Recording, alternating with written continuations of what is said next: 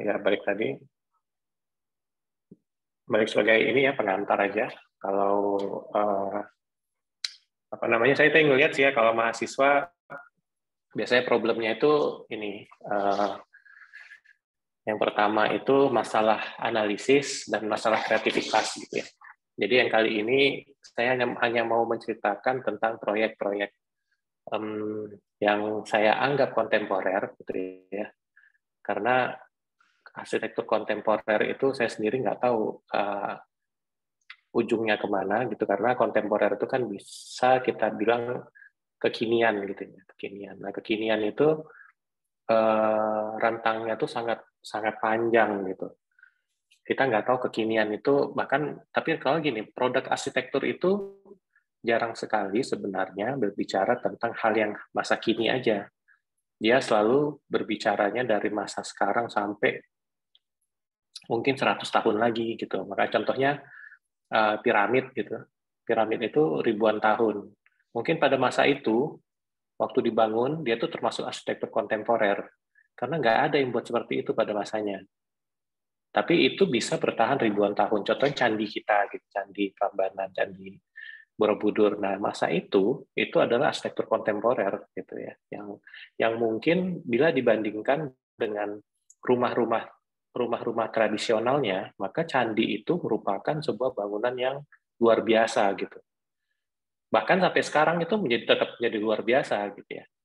Nah, kita sebagai arsitek sebenarnya sangat erat kaitannya tadi dengan antara ruang dan waktu ya. Jadi sebuah karya itu menurut saya itu sudah seperti sebuah apa namanya itu, saya bilangnya kayak apa ya, kita bilangnya kayak statement gitu ya, atau sebuah stempel ya buat kita gitu. Masalahnya kalau kalian ditugas siap nggak siap itu kan kumpul ya, salah nggak salah kumpul kasih nilai. Ketika menjadi seorang arsitek itu nggak bisa, karena yang dipertaruhkan adalah nyawa manusia, yang dipertaruhkan adalah uang owner, kan bukan uang kalian ya. Jadi ketika membangun itu kan kita bukan pakai uang pribadi kita, tapi kita pakai uangnya owner. Nah, itu juga harus menjadi bahan pertimbangan. Jadi jangan sembarangan ketika mau mendesain, hal-hal yang standar itu harus sudah terpenuhi. Menjadi seorang arsitek ya minimal benar ya, karyanya itu minimal benar. Walaupun nggak sampai yang gimana-gimana, tapi minimal benar. Tapi yang disebut dengan karya arsitektur adalah beyond dari itu. Jadi bukan hanya sekedar benar. Nah, saya share ya mulai untuk ini.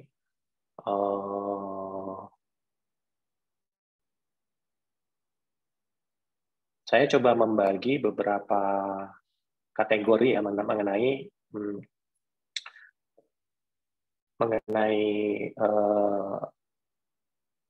arsitektur kontemporer gitu. Jadi yang menurut saya ya ini merupakan telaah saya ya terhadap apa itu contemporary architecture, termasuk dulu ya waktu saya kuliah saya tuh punya beberapa buku seri ya contemporary architecture, itu ada beberapa seri yang di era saya itu mungkin banyak dipengaruhi oleh arsitek-arsitek postmodern dan dekonstruksi gitu ya. Itu era-eranya waktu saya masih kuliah gitu, dan itu sangat dipengaruhi itu. Jadi di situ pemikiran-pemikiran yang ekstrim gitu ya, pemikiran yang luar biasa itu banyak muncul gitu ya di tahun 80-an, 70, 80-an itu tuh luar biasa sih sebenarnya. Dunia itu sedang mengalami perubahan besar, termasuk dalam arsitektur. Ada postmodern, nah itu memberikan cabang-cabang yang luar biasa sampai berpengaruh sampai sekarang. Contohnya adalah arsitek-arsitek itu ada Daniel Libeskind, ada Zaha Hadid, ada Rem Koolhaas, ada mungkin di Jepang ada Kiso Kurokawa, Kenzo Tange, terus di Eropa ada mereka tadi itu ya, ada Zaha di Inggris, ada Omar Rem Koolhaas di Belanda, ada Morphosis di Amerika, ada siapa gitu ya? Kalau di Jerman saya lupa, terdampak kayaknya. Nah itu memberikan warna baru gitu buat arsitektur di dunia ya. Nah saya sih melihat beberapa arsitektur sekarang cenderung bermain di form ya. Form itu jadi bentuk-bentuk yang apa namanya yang kreatif gitu ya, bentuk-bentuk yang seperti mencoba melawan hal-hal yang biasa gitu. Jadi bentuk-bentuk curve abstrak gitu itu menjadi sebuah identitas baru gitu ya. Mungkin itu salah satunya dicetuskan oleh beberapa arsitek dekonstruksi sampai mungkin munculnya ke Zaha Hadid sampai ke tadi yang saya ceritain. Nah, itu yang memberikan inspirasi mungkin atau juga murid-muridnya mereka gitu yang pernah bekerja di tempat mereka, MKS, MAD itu juga pernah kerja di mereka. Sementara Zaha Hadid sendiri pernah kerja di OMA, Rem Koolhaas dia pernah kerja di situ, dan pemikiran-pemikirannya itu dipengaruhi mereka. Nah, saya ambil sedikit quote ya dari Daniel Libeskind. Daniel Libeskind ini mungkin dulu salah satu idola saya ya. Dia tuh arsitek, saya lupa dia dasar dari mana. Dia bilang ya gitu, kalau misalnya arsitekturnya biasa-biasa aja itu, ya kalau ya itu bukan arsitektur dianggap. Jadi yang kalau biasa-biasa atau yang udahlah begitu aja gitu ya cukup engineer, maksudnya mungkin ya udah kalau kita di sini adalah tukang aja gitu atau sipil aja cukup gitu ya, nggak usah lah pakai pakai arsitek misalnya. Karena arsitek itu menghasilkan karya arsitektur, dan karya arsitektur itu menurut dia itu harus berbeda gitu, bukan harus sesuatu, mungkin berbedanya itu dalam arti bukan sekedar berbeda tapi memberikan citra gitu ya, memberikan telaahan baru kepada masyarakat, kepada pengunjung juga, bahwa ini arsitektur gitu, harus menggugah. Kalau saya sih bilangnya arsitektur itu harus menggugah. Nah ini sorry, ini karyanya Daniel Libeskind, saya lupa kok, saya belum lupa ganti. Jus Museum ya, ini merupakan karya pertamanya Daniel Libeskind. Boleh kalian tahu bahwa Daniel Libeskind itu mulai punya karya itu di umur 50 tahun. Kalau saya tidak salah ya. Dia punya karya pertama kali ini di umur 50 tahun, atau hampir 50 lah kalau nggak salah umurnya. Jadi di Eropa atau di luar negeri itu, arsitek-arsitek itu punya karya sendiri itu ternyata rata-rata umurnya udah di atas 40 gitu. Nah, itu yang mungkin kita berbeda dengan kita ya. Kita begitu tamat langsung pengen punya karya sendiri gitu ya. Nah, mereka enggak. Mereka memang saya juga nggak tahu ya, dulunya dia memang akademisi, Daniel Libeskind. Dia banyak riset-riset, lalu dia sangat terkenal setelah menang sayembaranya ini buat Jus Museum. Ini menceritakan tentang perjalanan orang Yahudi, itu mungkin kalian pernah tahu juga bangunan ini. Bagaimana kesusahan orang Yahudi, mungkin lihat di ujungnya di ujungnya yang ini sebelah kanan. Nah, ini ada lempengan-lempengan berwajah orang gitu. Dan kalau kita jalan di sini tuh dia menggambarkan tuh seperti orang yang menjerit gitu. Jadi kan kita kalau jalan menginjak batu-batu gitu, menginjak plat-plat besi tadi.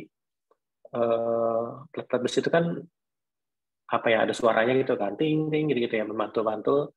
Dan bayangkan ruangannya itu sempit, tinggi gitu, tentunya gemanya kemana-mana. Nah, dia bilang itu menggambarkan bagaimana dulu orang Yahudi menjerit gitu ketika mereka tuh disiksa dan yang lain-lain. Nah, bangunannya itu sendiri turun ya ke bawah dari bangunan, dia masuknya dari bangunan existing, bangunan tua, lalu sengaja dibawa turun ke bawah untuk melihat apa ya, melihat perjalanannya itu dari basement dulu gitu. Ini perjalanan gelapnya orang Yahudi, ceritanya begitu. Nah, jadi arsitekturnya itu berusaha menggambarkan situasi sebenarnya, menggambarkan situasi bagaimana perjalanan orang-orang Yahudi itu pada mengalami ini ya, mengalami pada Perang Dunia Pertama dan Kedua gitu ya. Nah, ini yang menjadi idenya dia gitu ya, idenya dia. Bahwa kita juga bisa menggambarkan sebuah arsitektur itu sebagai sebuah cerita gitu ya. Kita nggak perlu membuat narasi, membuat cerita yang panjang, oh konsepnya begini-begini, tapi kadang-kadang arsitektur itu adalah sebuah menurut saya sebuah film gitu yang ya udah tonton aja, jalani aja gitu. Kalian akan merasakan sesuatu yang berbeda. Ketika kita mendapatkan sebuah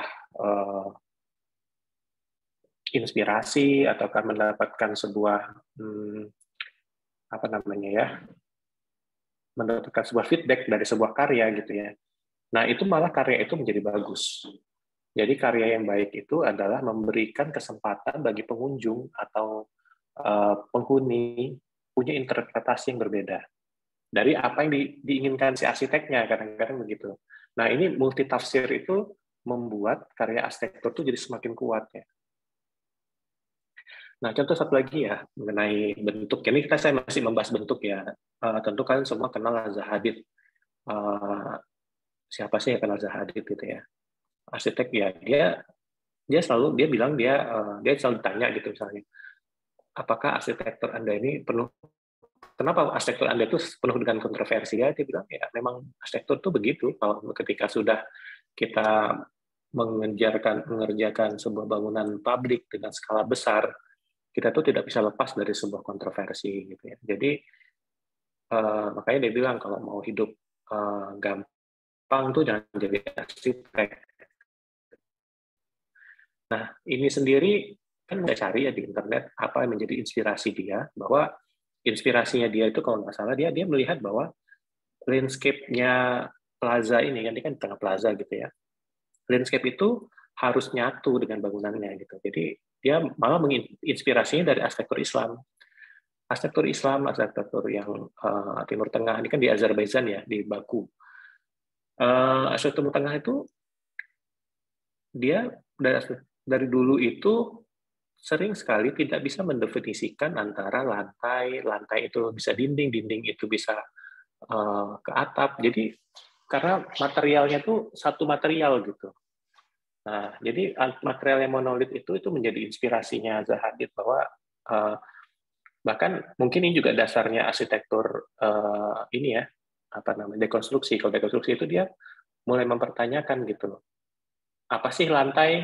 Apakah sih dinding? Apa sih atap? Apa sih plafon misalnya? Apakah dia dinding karena dia disebut dinding karena dia vertikal misalnya. Tapi gimana kalau dindingnya dimiringin? Kalau miringnya 45 derajat, apakah dia dinding ataukah lantai? Kalau miringnya 30 derajat, ini lantai atau dinding gitu. Kalian kebayang ya maksudnya? Bahwa interpretasi kita terhadap sesuatu itu kembali dipertanyakan dan di obrak-abrik gitu. Di obrak-abrik, siapa yang menyebutkan itu atap? Kenapa itu harus disebut atap? Kenapa dia memang atapnya harus kayak gitu gitu? Emang kita berteduh harus ada atap? Nah, gitu-gitu. Pertanyaan itu dibalik-balik lagi semua, sehingga yang berkembang itu adalah sebuah pemikiran-pemikiran yang baru, dan karena ada pemikiran-pemikiran baru dan pertanyaan-pertanyaan kritis tadi, itu yang membuat arsitektur itu jadi ini ya, makin berkembang gitu, makin bertanya-tanya lagi, makin oh ada lagi ya, ternyata arsitektur itu nggak hanya sekedar kita menjawab permasalahan seperti itu, tapi ada teori-teori atau pemikiran-pemikiran lain yang lebih dari sekedar kita menjawab sebuah problem gitu ya. Kan orang selalu bilang arsitektur itu adalah problem solving, iya. Arsitek itu juga problem solving, iya. Tapi karya arsitektur yang baik bukan hanya sekedar problem solving gitu. Itu tadi yang disebut bahwa sama Daniel Libeskind bahwa arsitektur itu harus menggugah gitu, harus memberikan impresi yang baik gitu, atau memberikan impresi yang luar biasa kepada pengunjung atau penggunanya gitu ya. Nah, ini salah satu arsitek idola saya juga, Cub Himoblow itu ya menurut saya ini karya-karyanya gila ya gitu, yang yang mungkin dia ini satu angkatan dengan Zaha gitu, yang dekonstruksi ya. Tapi lama-lama mereka udah nggak abstrak yang seperti dekonstruksi awal ya. Kalian kalau melihat sebuah ini ya, kalau kalian menyukai seorang gitu ya, kan pasti kan berusaha mengetahui latar belakangnya. Contohnya kalau yang cewek-cewek suka K-pop, K-pop itu siapa gitu, saya kurang kurang ini Jungkook atau siapa ya, pasti kan lihat ya dari dia ini siapa sih, dia ini lahir di mana, bagaimana, apa yang dilakukannya sampai mengidolakan dia gitu, mungkin poster-posternya ada di mana-mana gitu. Nah, sama juga ketika kalian bicara tentang seorang arsitek gitu ya, kalian harus paham juga pemikirannya. Kalian jangan hanya melihat bentuk-bentuk yang keluar dari karya-karyanya gitu.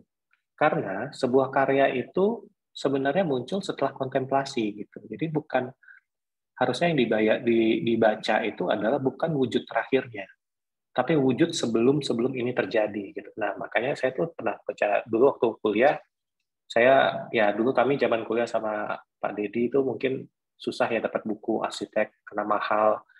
Jadi saya pernah ke Tarumanegara, saya fotokopi, Parahyangan. Saya fotokopi lah buku Zaha Hadid yang baru terbit, ada di perpustakaannya, saya fotokopi, saya bawa ke Medan, saya baca-baca di jalan gitu ya waktu perjalanan. Nah, di situ kita melihat bagaimana dulu Zaha itu ya nggak blub-blub, maksudnya bukan yang desain-desain yang melengkung-melengkung begitu, desainnya tetap kotak-kotak gitu ya. Dan dia sangat suka dengan perspektif, dia sangat suka dengan lukisan surrealis. Nah, berangkat dari surrealis dan distorsi itu, nah itu dia mulai berpikir lain lagi gitu. Jadi manusia itu kan berkembang ya. Jadi wujud akhirnya gitu ya, ketika dia sekarang itu sudah menjadi identitasnya garis tangannya Zaha Hadid gitu, ya itu harus dipahami sebagai sebuah proses gitu. Nah, kalian juga kan sebagai seorang arsitek tuh harus berproses gitu ya. Karya-karya itu nggak pernah sebenarnya berhenti di tengah jalan, akan begitu aja gitu. Pasti makin lama makin dalam. Kelihatan kok orang yang berproses dengan tidak. Ada yang bentuknya kita tahu nih karena hasil dari pemikiran yang cukup lama, ada yang hasilnya baru dikerjakan 2 hari gitu. Oh, sorry, dikerjakan 2 hari nggak apa-apa, tapi mikirnya ini yang penting. Bahwa sebuah karya itu adalah sebuah kontemplasi yang memang muncul dari pemikiran yang panjang gitu ya. Kan silakan saya memperkenalkan beberapa arsitek-arsitek yang menurut saya saya sukai dan dulu juga mempengaruhi pemikiran saya, kan bisa cari-cari mereka sendiri.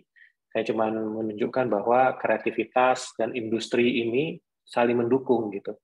Bahwa sekarang tuh batas itu udah semakin blur gitu ya, antara kita tuh mau membangunnya seperti apa gitu.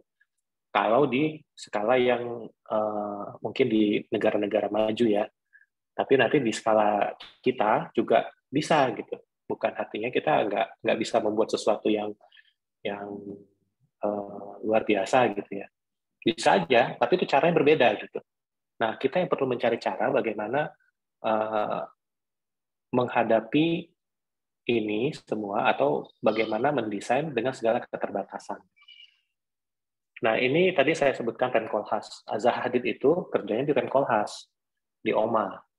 Nah, bangunan-bangunan desain-desainnya dia ini orang urban design dan kritikus ya, si Renkolhas. Jadi dia mendesain itu selalu berbicara skalanya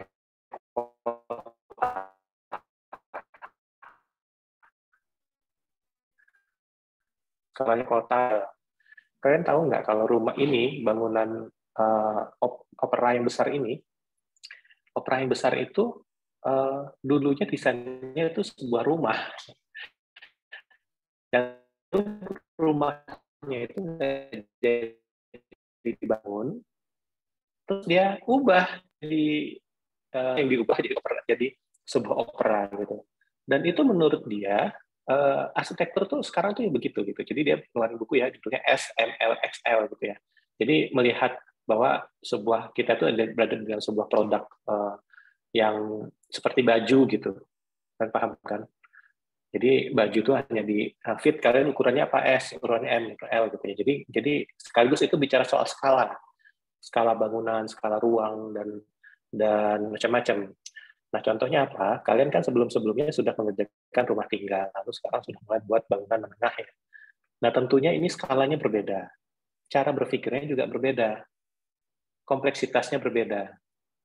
Cara berpikir ketika mengerjakan sebuah proyek rumah tinggal dengan skala yang kecil, dengan orang yang terbatas, hanya pemilik rumah atau apa, tentu beda dengan bangunan pabrik yang mungkin menengah. Pemiliknya itu jadi banyak, penggunanya itu juga banyak. Nah, ini yang perlu dipikirkan. Pertama, yang harus dibayangkan adalah kalian tuh harus mempersiapkan hal-hal, misalnya peraturan-peraturan apa yang harus dipenuhi di dalam bangunan-bangunan skala menengah, misalnya. Paling gampang, misalnya kalian buat bangunan kamar mandi difabel gitu. Ada nggak kalian buat kamar mandi difabel misalnya? Nah, itu adalah hal-hal kecil yang harus disediakan dalam sebuah bangunan. Selain kita bicara soal bentuknya, walaupun yang pertama sekali harus dikerjakan tuh yang space-nya gitu, bentuknya. Yang ini ya, yang kalian akan ingin menampilkan itu seperti apa gitu ya. Ini ada sebuah mall di Korea. Bayangkan ya, mall itu begini bentuknya gitu, yang kayak seperti batu yang ini ya. Dan ini sebuah perpustakaan gitu. Jadi tipologi saya itu belajar juga tipologi ya. Dulu tuh ya kata dosen saya, kita belajar tipologi untuk tidak menggunakan tipologi. Aneh ya. Tapi kita memang harus belajar tipologi gitu ya. Tipologi itu gunanya apa? Ketika kalian membuat sebuah desain, orang jadi bingung. Ini kalian buat sebuah rumah, kantor, karaoke atau apa gitu. Nah, image ini kan ada image yang sudah tertanam tuh tipologi. Misalnya kalau bangunan pengadilan tuh tiang-tiangnya harus gede-gede gitu. Tapi kita sekarang juga bisa mempertanyakan apakah memang bangunan misalnya gedung pengadilan harus dengan pilar-pilar yang besar. Apa sih tujuannya buat pilar-pilar besar itu? Supaya berkesan kokoh, tegas, atau malah lebih berkesan kepada kekuasaan sebenarnya. Lebih berkesan kepada untuk mengintimidasi. Nah, apakah itu wujud hukum yang ingin kita tampilkan? Kan itu bisa dipertanyakan. Apakah sebenarnya wujud hukum itu harusnya misalnya kita itu mulai berpikir, hukum itu harusnya kan untuk semua ya. Tidak ada harusnya kesan intimidasi. Harusnya tidak ada kesan yang menakutkan. Harusnya kesannya itu seperti hal yang lebih lembut gitu ya, lebih egaliter gitu ya, lebih ini ya. Nah, bisa saja itu dijadikan sebuah konsep. Dan Oma itu selalu mempertanyakan itu. Oma itu punya dua. Oma itu sebagai sebuah konsultan ini ya, arsitektur, dan satu lagi namanya saya lupa, Amo ya, Amo atau apa. Nah, itu think tank-nya. Think tank-nya ini, jadi dia buat satu, karena dia suka riset juga, Pemko Hasnya suka riset, dia pernah tinggal di Indonesia, dia suka riset, dan risetnya itu dia buat satu divisi yang khusus untuk riset gitu, riset seluruh kota-kota di dunia gitu. Jadi kan menarik gitu ya. Jadi dia tumpukan riset-risetnya itu sehingga ketika dia sudah punya proyek di negara mana, dia sudah punya tuh datanya. Oh, di negara ini gejalanya itu seperti ini. Di negara ini tuh masyarakatnya seperti ini gitu. Dan isu kotanya tuh apa gitu. Dulu dia kalau salah pernah ada rencana proyek di Jakarta kalau nggak salah, tapi nggak jadi. Nah, itu dia sudah riset gitu jauh-jauh hari sebelum ada sebuah proyek di Jakarta misalnya. Nah, itu menarik ya ketika orang-orang berusaha memahami konteks terhadap sebuah ini ya, dan mulai mempertanyakan gitu. Nah, arsitektur kontemporer itu sebenarnya dimulai dari pertanyaan sih. Kita itu bukan semuanya kontemporer ya, tapi semua arsitektur itu sebenarnya dimulai dari pertanyaan. Seperti tadi gitu ya, mengenai fungsi, mengenai pesan yang ingin kita sampaikan. Gitu. Lalu di era modern sekarang gitu ya, tentunya ada juga beberapa isu yang mengenai apa ya, mulai ada blur terhadap, sorry, ini hilang ya? Iya, hilang. Waduh. Bentar ya, saya share ulang, ada telepon masuk jadi gitu.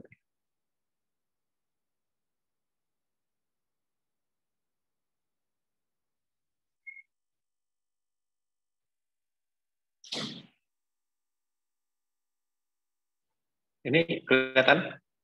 Sudah terlihat, Pak. Oke.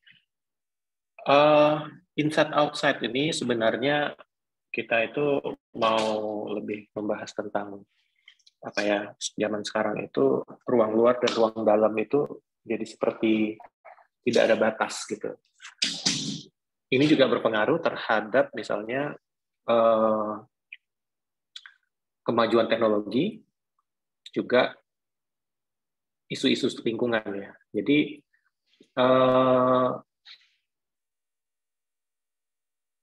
kita, saya pernah baca bukunya Pak, aduh siapa tuh, Prof, yang dari Surabaya, aduh kok saya lupa ini. Saya lupa ini. Nah, kita itu kan kalau di Propis, kita itu tinggal sebenarnya di arsitektur kita itu adalah arsitektur pernaungan. Ya, pernaungan dan arsitektur di mungkin di negara 4 musim itu ada arsitektur perlindungan. Bedanya apa? Arsitektur perlindungan itu kalau kita tidak membuat bangunannya dengan baik, kita mati. Jadi kita arsitekturnya itu tepat untuk memang berlindung, menjaga kita dari iklim, menjaga kita dari binatang buas, karena mereka punya 4 musim. Kalau nggak didesain dengan baik, dinding-dindingnya didesain dengan baik, lantainya, penghawaan udaranya, desain dengan baik, atapnya, kita bisa mati ketika di musim dingin. Nah, itulah arsitektur perlindungan. Nah, bagaimana dengan arsitektur penaungan? Ya, kita sebenarnya tidur di bawah pohon pun masih oke ya. Masih bisa, paling nyamuk gitu ya. Jelek-jeleknya kan gitu. Atau serangga gitu ya. Tapi kalau secara iklim kan kita di musim hujan maupun musim panas, kita sebenarnya masih selamat gitu ya. Jadi arsitektur kita tuh simple sebenarnya. Hanya ada perlu tiang-tiang dan atap. Kita tempat bernaung, kita duduk, kita nggak kepanasan, kita nggak kehujanan, udah beres. Selesai gitu. Nah, batas-batas kita itu dalam arsitektur kita itu sebenarnya batasnya itu tidak terlalu jelas gitu ya.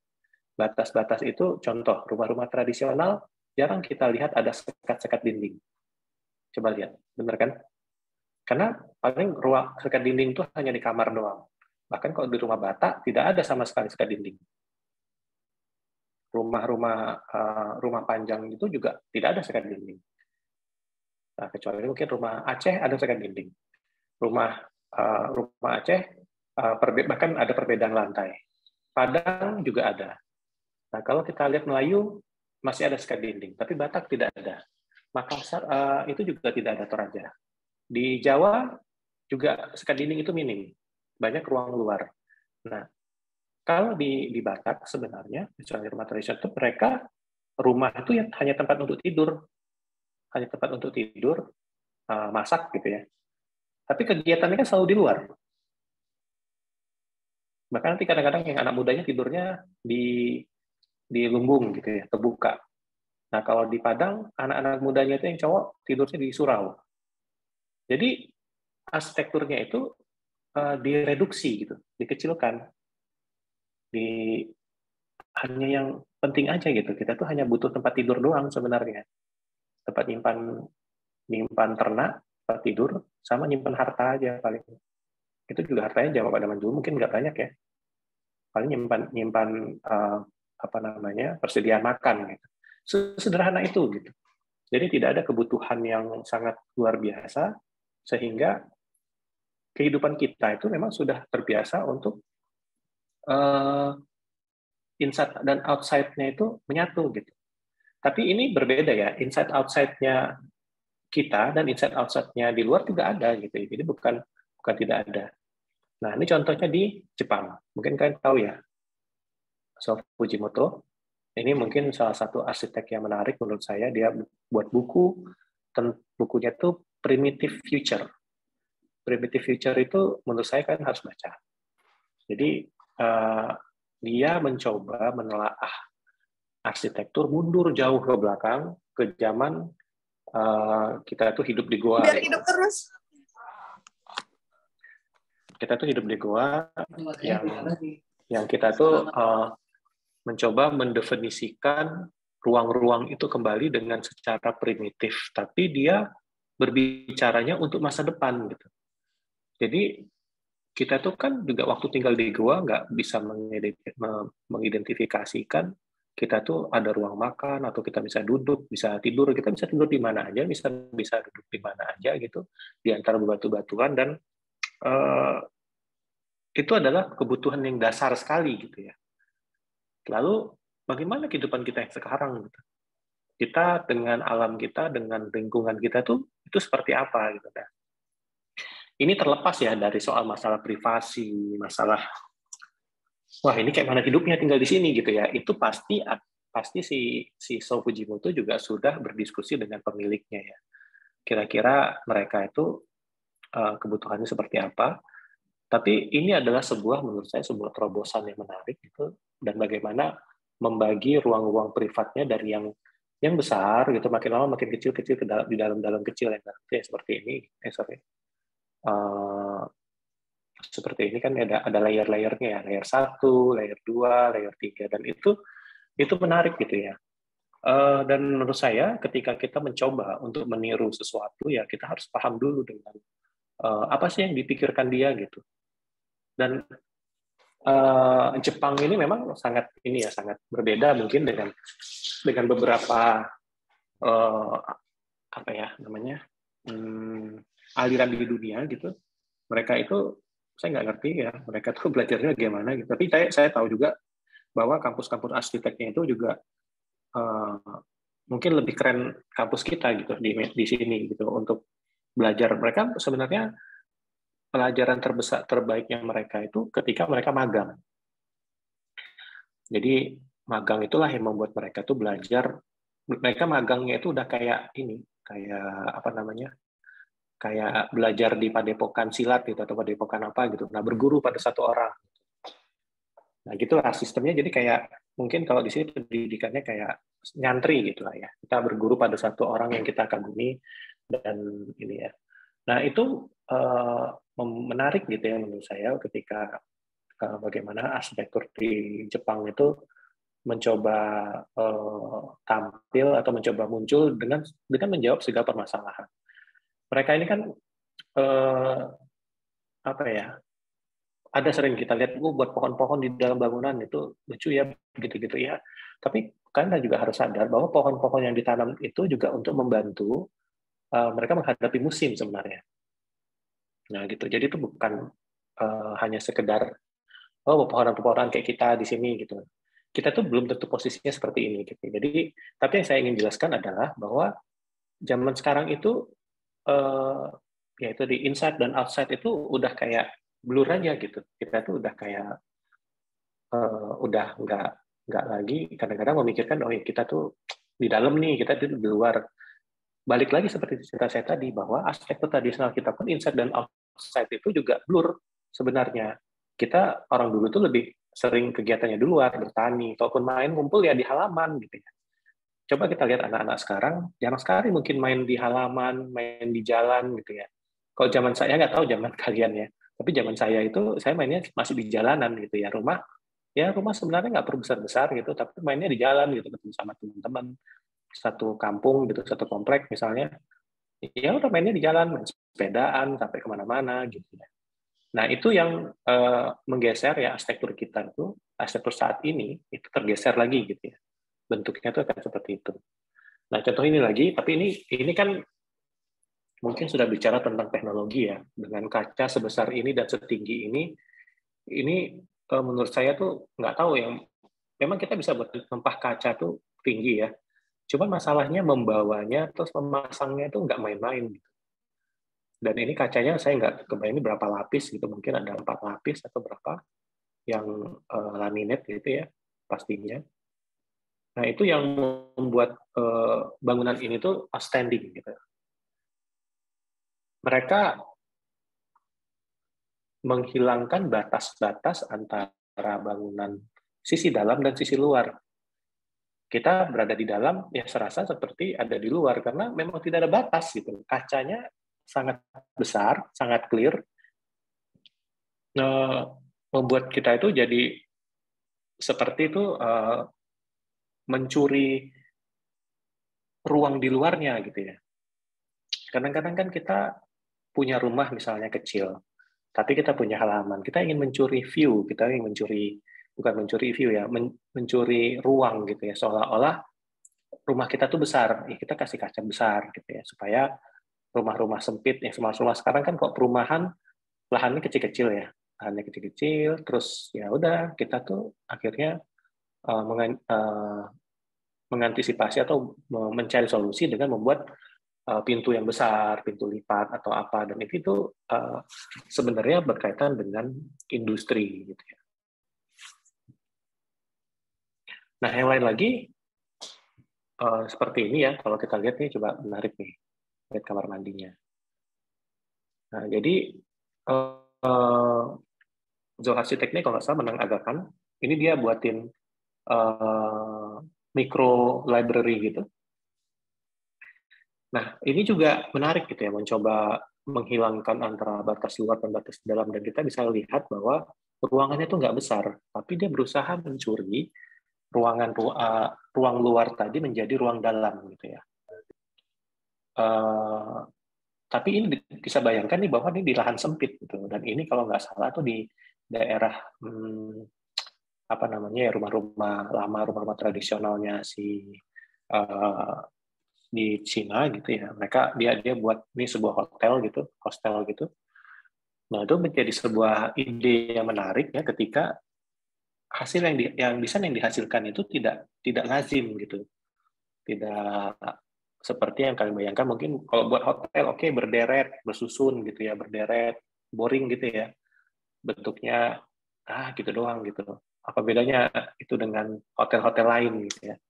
Nah, dia berusaha ya membaca situasinya gitu, membaca konteksnya juga, bagaimana ini supaya desainnya juga menarik.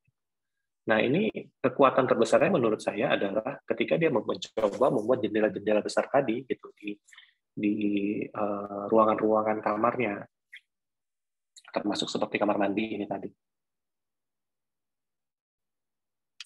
Nah, mungkin kalian kenal juga Balkrishna Doshi ya, dia menang apa namanya Pritzker Prize ya, di umur yang sudah tidak muda lagi. Dia pernah bekerja dengan Le Corbusier. Dia tinggal di India ya, saya coba mengambil ini ya, biar balance gitu. Ini ada yang di Eropa atau ada Amerika, ada yang di Asia juga, supaya kita tuh selalu erat konteksnya. Nah, coba ini ada kalau salah sebuah kampus ya, kampus Balkrishna Doshi itu, yang didesain Balkrishna Doshi itu pernah menjadi syuting film Three Idiots kalau nggak salah. Nah, ini juga bisa dilihat bahwa ya kita mungkin sama dengan India yang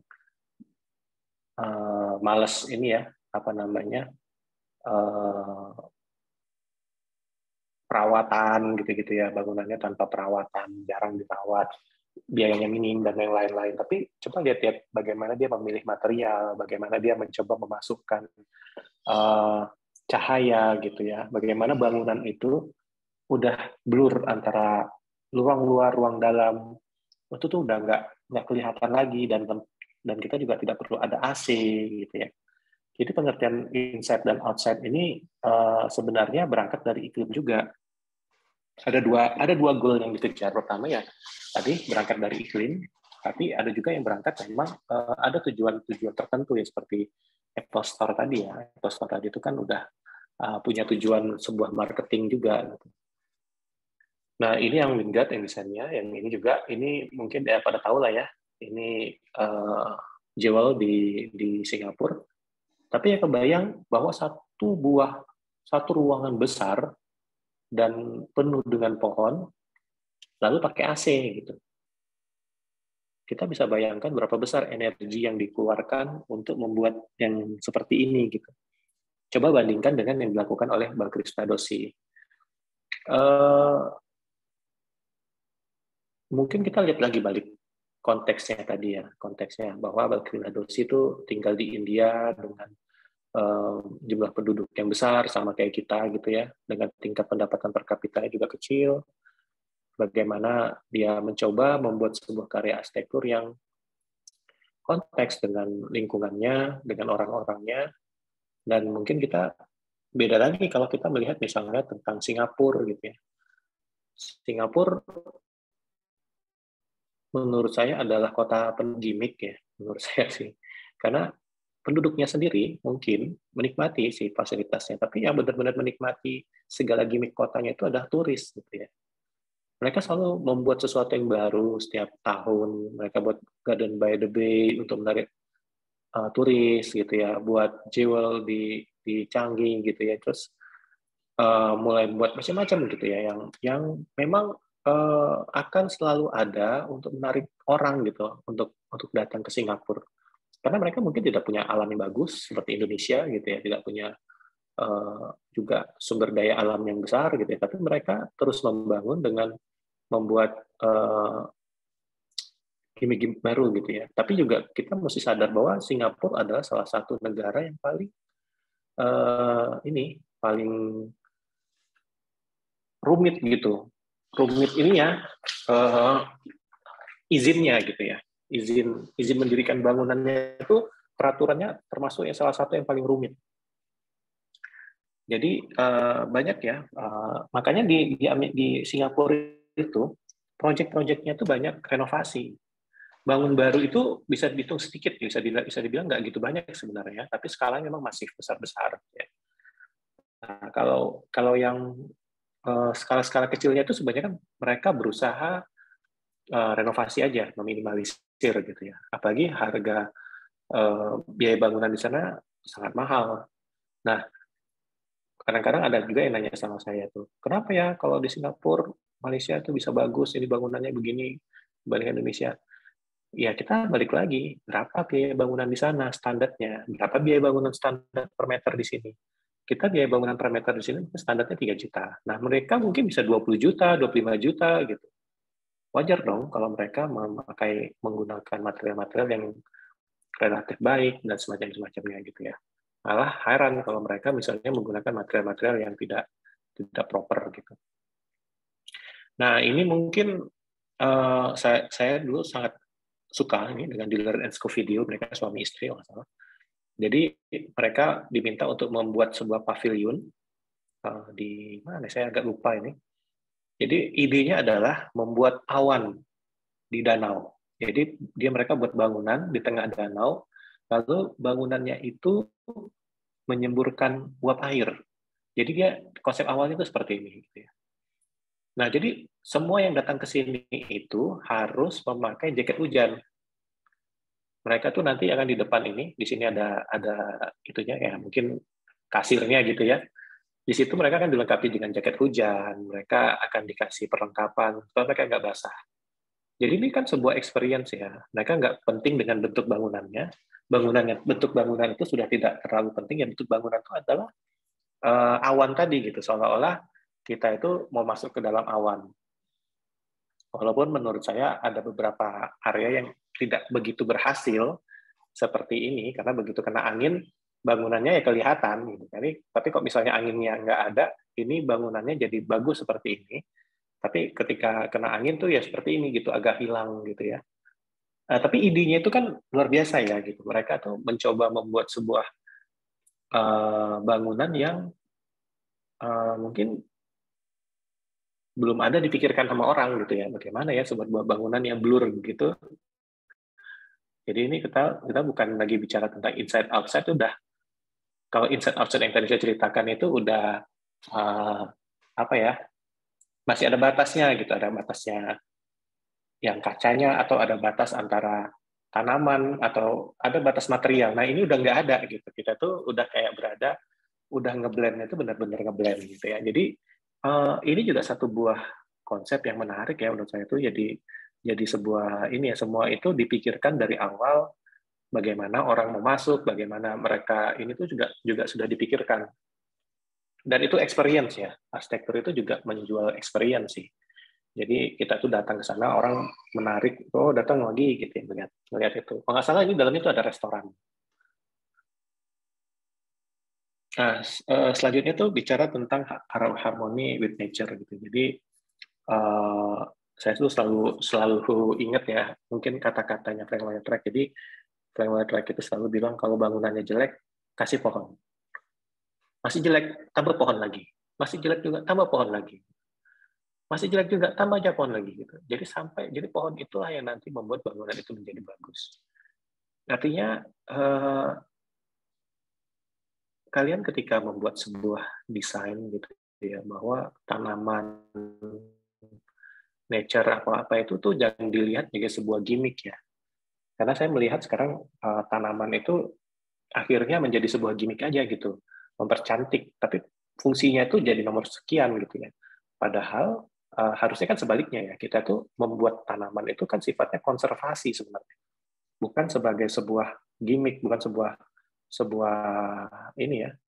Jadi itu harusnya itu adalah sebuah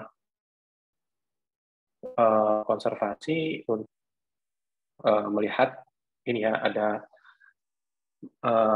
apa namanya, melihat sebuah ruang hijau gitu ya, itu menjadi sebuah kebutuhan bagaimana kita hidup dengan iklim atau dengan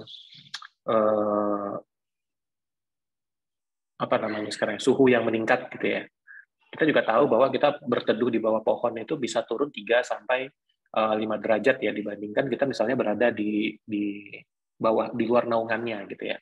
Nah, itu kan menarik ya, bagaimana sebuah pohon bisa menurunkan suhu lingkungannya, suhu mikronya gitu. Nah, ini menjadi ide dasarnya harusnya gitu. Nah, saya cerita ini sedikit ya tentang Photrong Hia ini kan arsitek Vietnam. Dia mungkin dia ini kan ya, Vietnam itu hampir mirip ya dengan kita di Indonesia.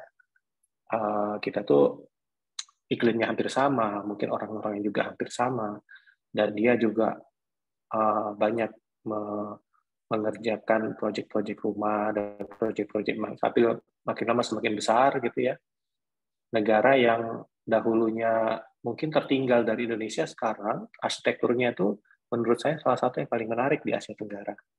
Berbeda sekali dengan Indonesia yang mulai ini ya, mereka punya ini sendiri. Photrong Hia ini salah satu yang membuat benchmark sih, benchmark di Vietnam gitu ya.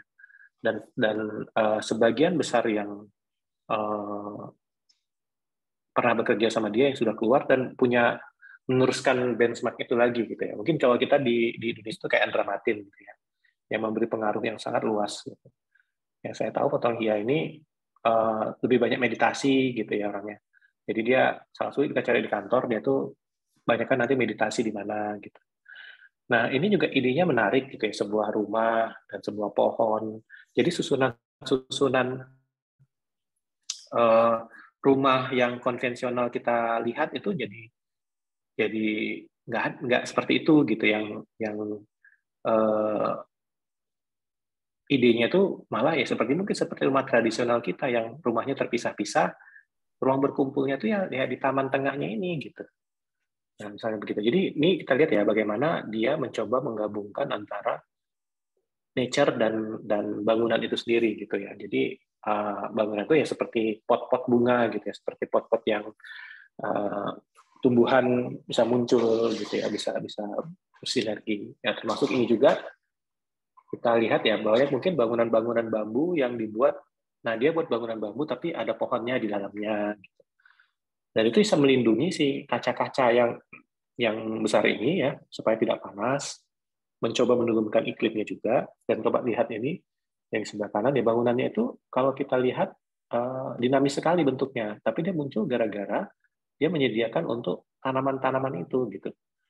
Jadi ketika kita mencoba untuk mengakomodir atau mencoba untuk memberikan ruang kepada tanaman-tanaman yang ada gitu ya untuk ini, ternyata hasilnya jadi menarik gitu ya. Kita tuh arsitek itu sebenarnya ya seperti sutradara kalau menurut saya. Dia yang membuat skenario, kita itu mau membuat mau menampilkan ini bangunan itu ceritanya seperti apa. Ya skenario itu yang perlu juga dibuat dan memang perlu dipikirkan gitu. Ketika kalian mau meletakkan sebuah pohon itu letaknya di mana? Mau meletakkan sebuah pintu itu di mana? Jadi posisi itu penting ketika kita tuh mulai memikirkan itu, maka itu bisa kelihatan gitu ya. Ini kalian tuh berpikirnya sedetail apa. Jadi aset tuh sekarang itu memang mungkin tidak lepas ya dari tanaman-tanaman, tidak lepas dari ini. Apalagi kemarin kita mengalami pandemi gitu, mungkin masih sekarang juga. Ya itu merupakan ini ya, merupakan sebuah goncangan sih buat kita, dan kita mulai berpikir bahwa kita itu nggak bisa sih selamanya hidup di dalam ruangan yang tertutup dengan AC yang ternyata nggak sehat, yang ternyata memberikan apa namanya, mempercepat penularan penyakit dan sebagainya. Dan ternyata bangunan-bangunan tinggi yang bekerjanya penuh semua ada dalam satu ruangan dengan AC sentral itu, ya bayangkan kalau satu orang sakit di situ kan AC itu akan ini ya menularkan atau menyebarkan ke semua lantai. Kalau di lantainya ada 30-40 ya bayangkan ada berapa ribu orang di dalam itu gitu. Dan bayangkan juga ya ketika ada satu atau dua orang yang sakit di situ flu ya mungkin akan mempengaruhi semuanya. Karena semuanya ketutup dengan AC gitu. Nah, mungkin yang satu menarik ya, Woha ini arsitek di Singapura.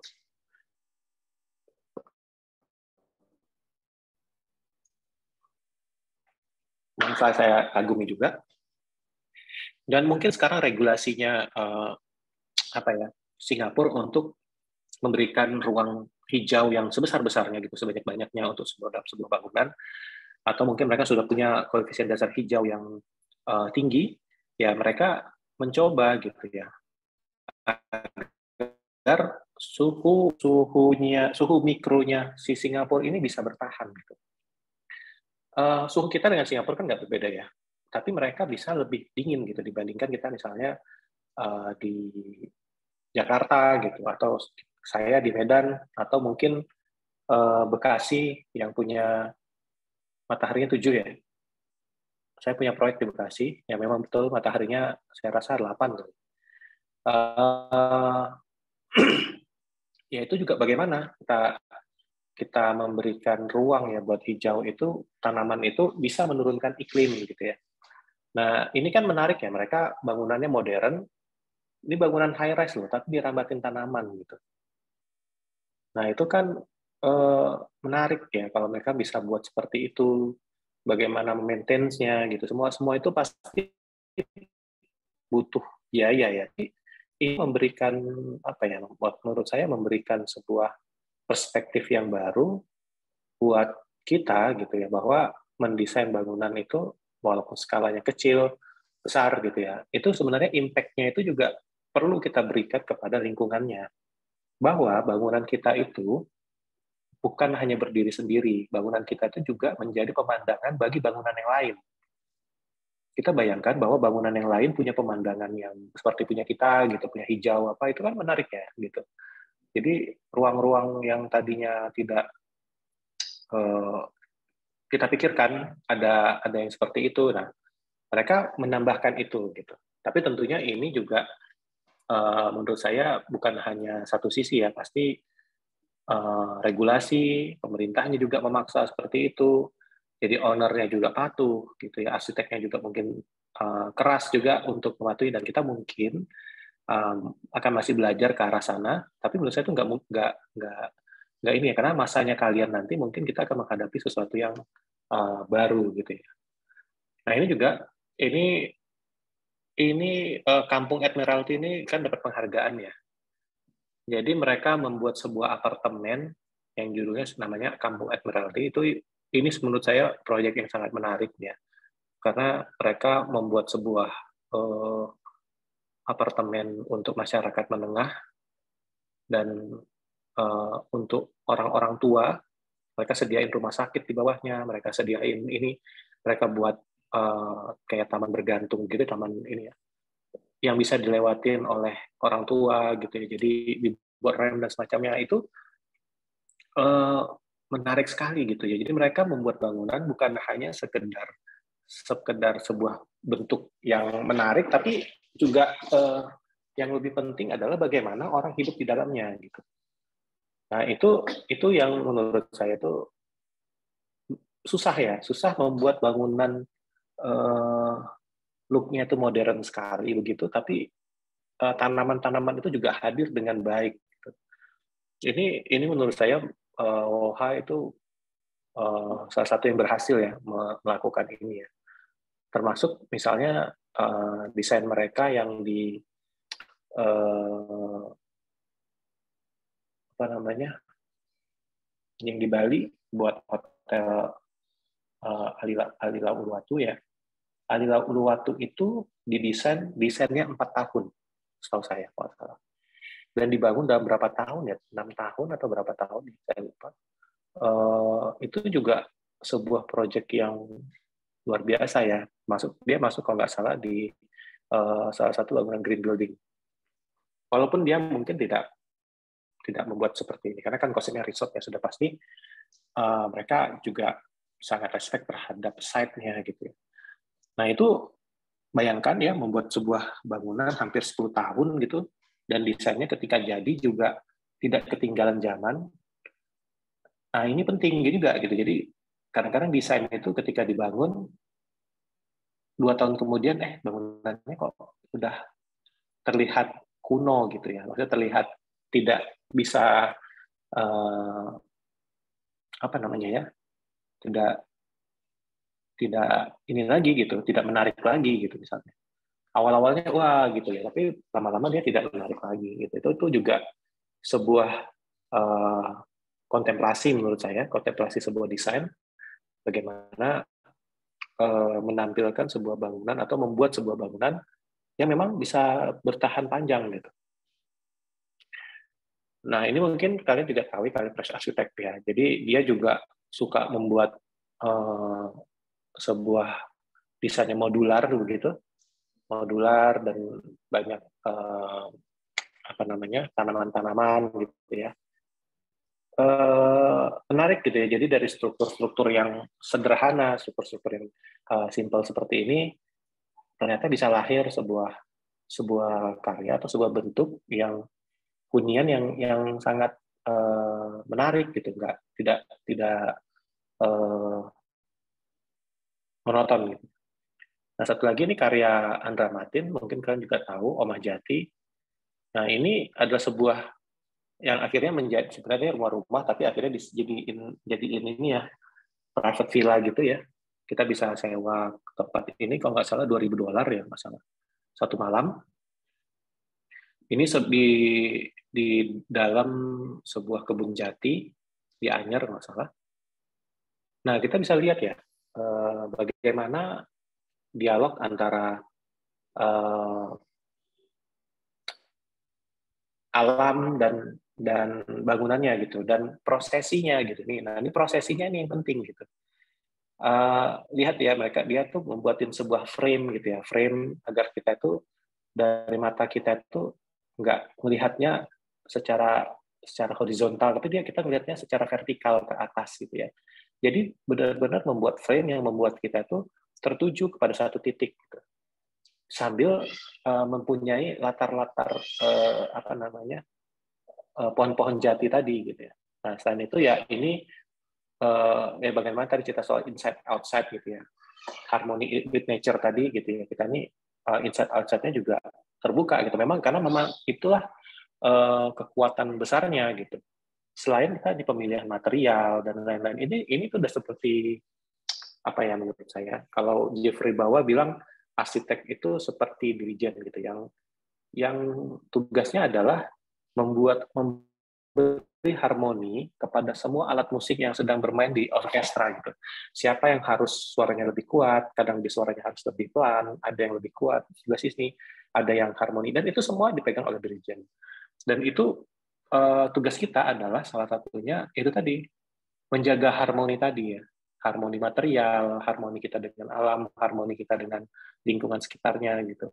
Ketika itu tuh sudah mencapai sebuah itu kan musiknya jadi enak didengerin. Gitu. Nah ini simple idea big impact. Ini menurut saya juga arsitek sekarang itu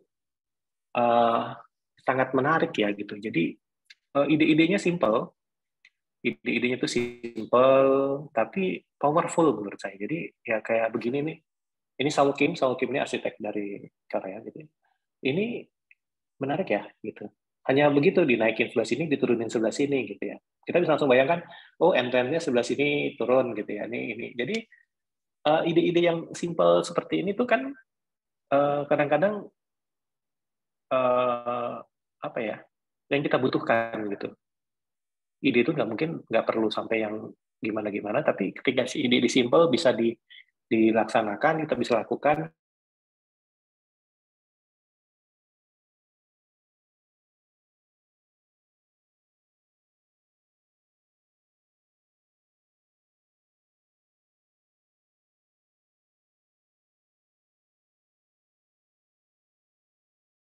Doni, Doni yang freeze atau siapa ini? Suara saya kedengaran nggak? Terdengar, Pak. Oh, berarti Pak Doninya nih sinyalnya. Sebentar ya, saya coba hubungnya. Hubung apa, Pak?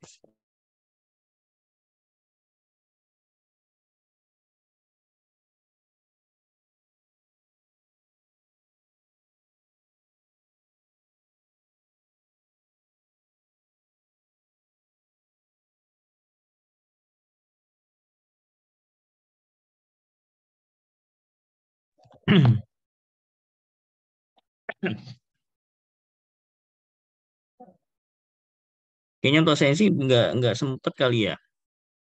Ini Pak Doni bisa sampai setengah satu. Ini masih ngasih kuliah. Mungkin asistensinya di pertemuan berikutnya ya. Tidak, boleh tuh.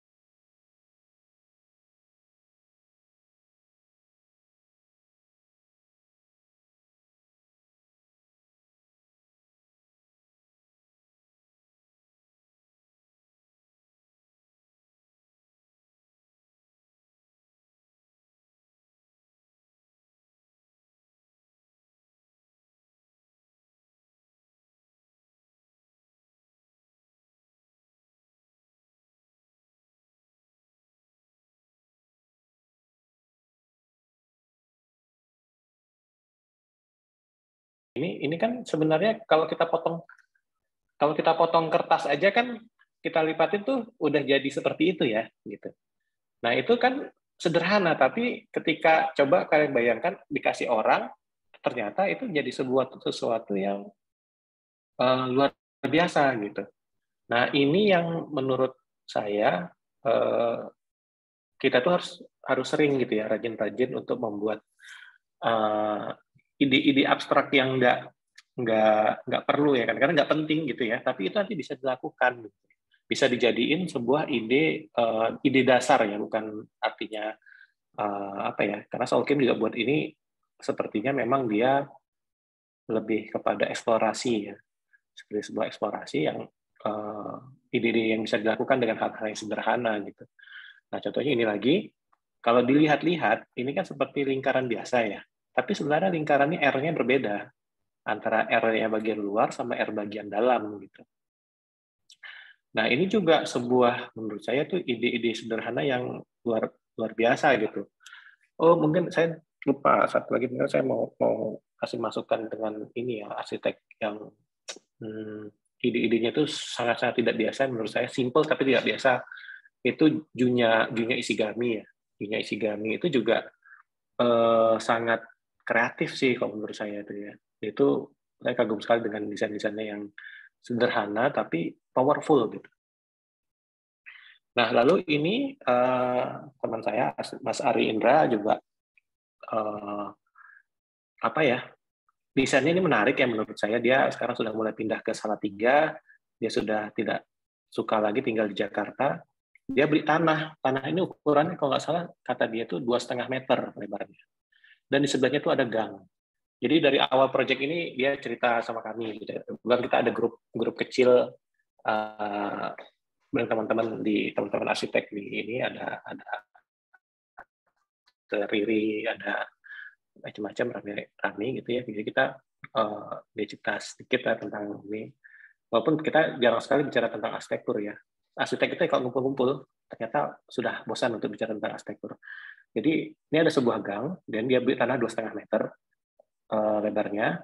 Jadi dia jadikan sebuah hotel yang isinya cuma 7 kamar. Makanya hotel ini disebutnya Pitu Room. Nah, Pitu Room gitu ya. Jadi di atasnya ini tuh ada restorannya. Ada restorannya yang view-nya tuh bisa melihat ke gunung ya. Dan ini menurut saya tuh luar biasa sih ya, memanfaatkan tanah-tanah sempit untuk dijadikan sebuah fungsi. Saya tuh teringat ada satu arsitek Jepang, saya lupa ya namanya. Jadi dia itu kerjanya itu mencari tanah-tanah sisa di Jepang untuk dijadikan sebuah fungsi bangunan gitu.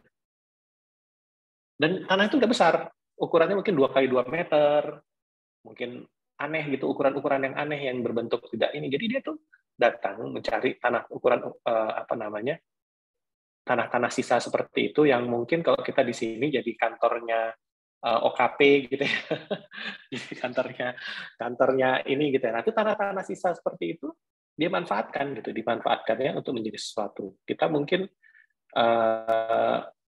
menarik gitu ya ketika sebuah small project. Jadi project itu ya sebenarnya bukan project yang baik itu belum tentu besar. Kadang-kadang project yang kecil-kecil itu malah menarik. Saya pernah ke Bandung, ada satu kedai kopi yang ukurannya kalau tidak salah saya 1,5 meter kali 4 atau 5 ya, di Dago Pakar, dan posisinya itu di pinggir jalan.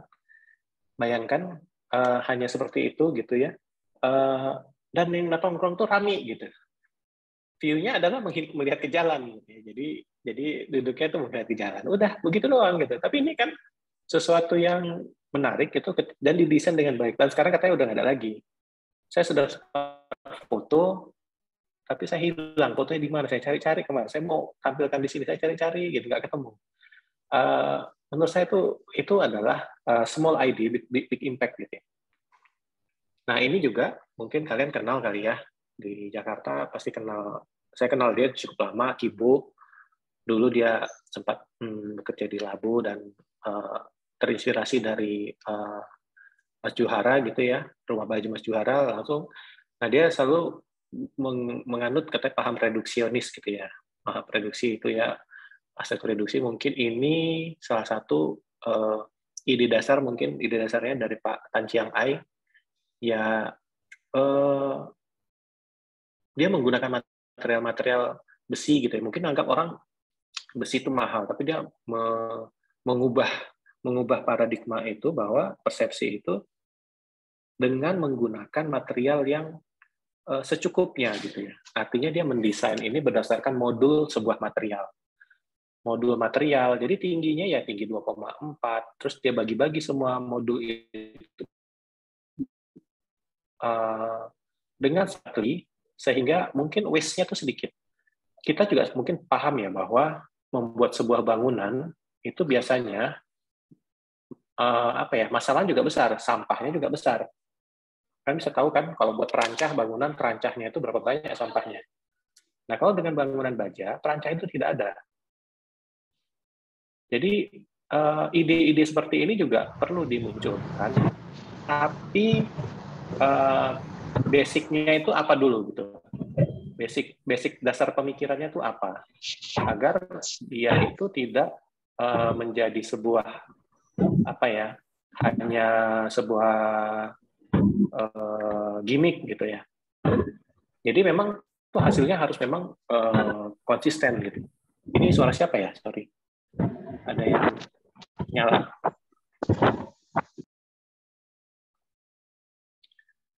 Lalu bicara tentang kontemporer, tentu kita bicara tentang material juga. Jadi material yang tidak biasa gitu. Material yang tidak biasa itu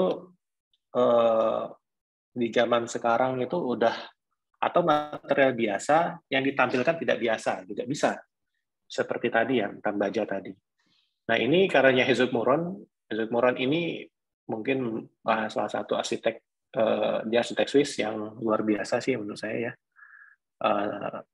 Malah karya-karyanya kalau kalian, saya malah tidak mencari karya-karya mereka yang besar-besar, saya malah sangat senang dengan karya mereka yang kecil-kecil. Itu desainnya keren-keren sekali gitu ya. Nah, ini bisa dilihat bahwa kacanya coba ya, bendingnya itu udah bending, bukan bending satu sisi gitu, bendingnya udah bending 3 sisi gitu, atau bending 2 sisi ya. Ini kan ya, ini mungkin hanya bisa dilakukan oleh ya mungkin proyek Eropa gitu ya. Dan ini bisa dilihat bahwa ini bangunan lama yang ditambahkan oleh bangunan baru gitu ya. Nah, ini juga cara kerjanya seperti apa. Nah, ini menarik ya, bagaimana industri konstruksi itu juga turut berkembang dengan berkembangnya ide-ide arsitek. Nah, ini mungkin kan juga tahu Bonsen Premtada ini dari Thailand.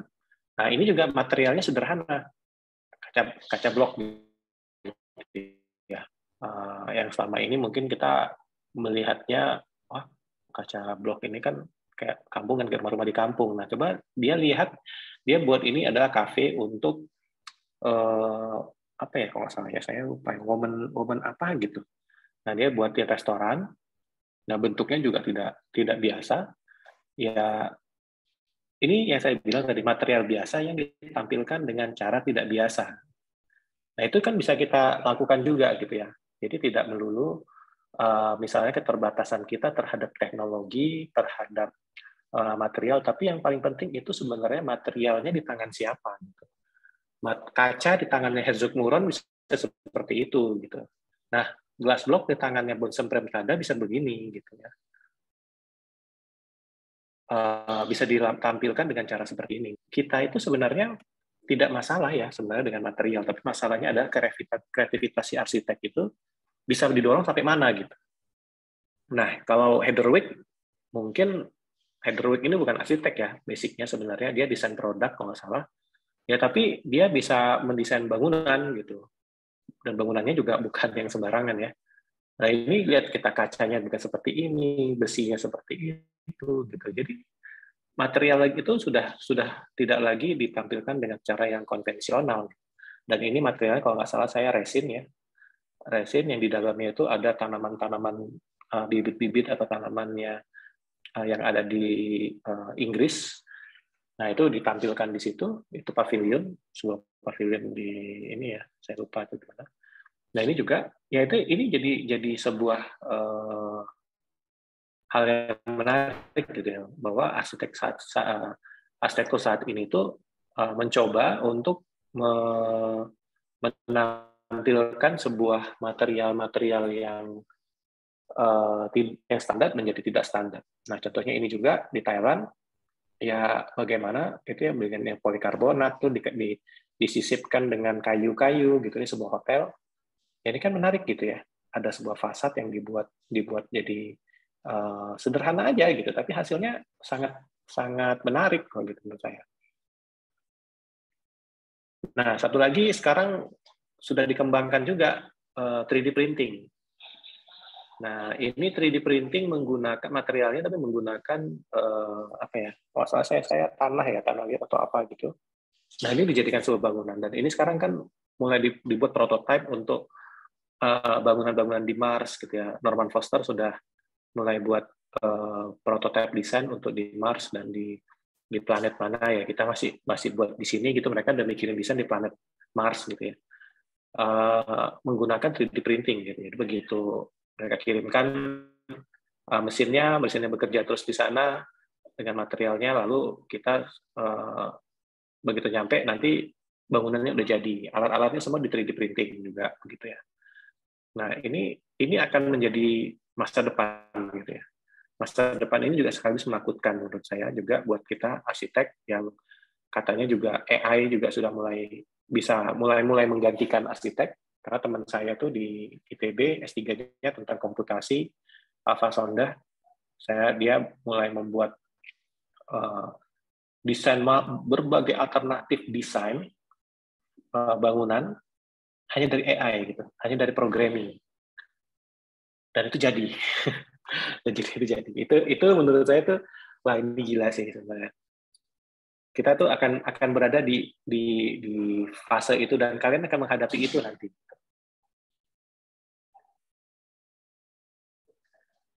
Unconventional approach ini juga penting ya. Jadi ini mungkin item yang terakhir ya.